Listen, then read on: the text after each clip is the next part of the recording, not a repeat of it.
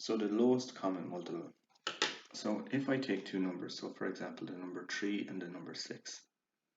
So if I want to get multiples of 3, I just increase by 3 each time. So for example, the multiples of 3 would be 3 and 3 is 6, and 3 is 9, and 3 is 12, and 3 is 15, and 3 is 18.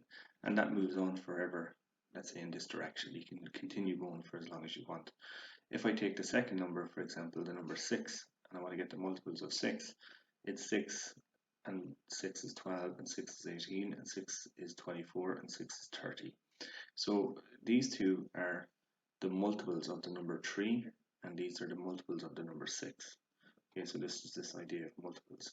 Now, if I want to get what's called the lowest common multiple, for example, of between two numbers, in this case the number 3 and the number 6, what that is it's the smallest common number which each of the numbers, in this case 3 and 6, will divide into evenly.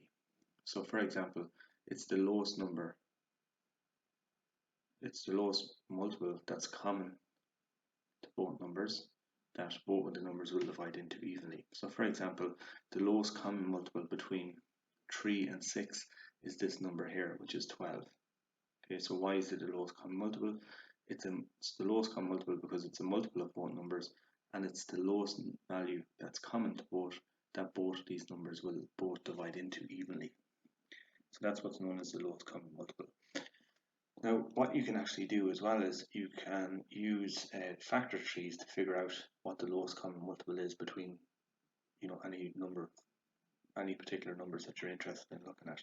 So if we use the example of 3 and 6, what I can do is I can do a factor tree for the number 3, which is going to be 1 multiplied by 3, and then I can do a factor tree for the number 6, which is 2 multiplied by 3. Okay, so that's what they look like.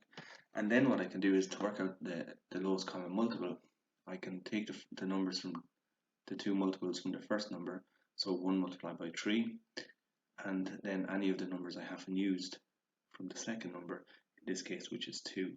So I don't take 3 because I've already got it or used it here.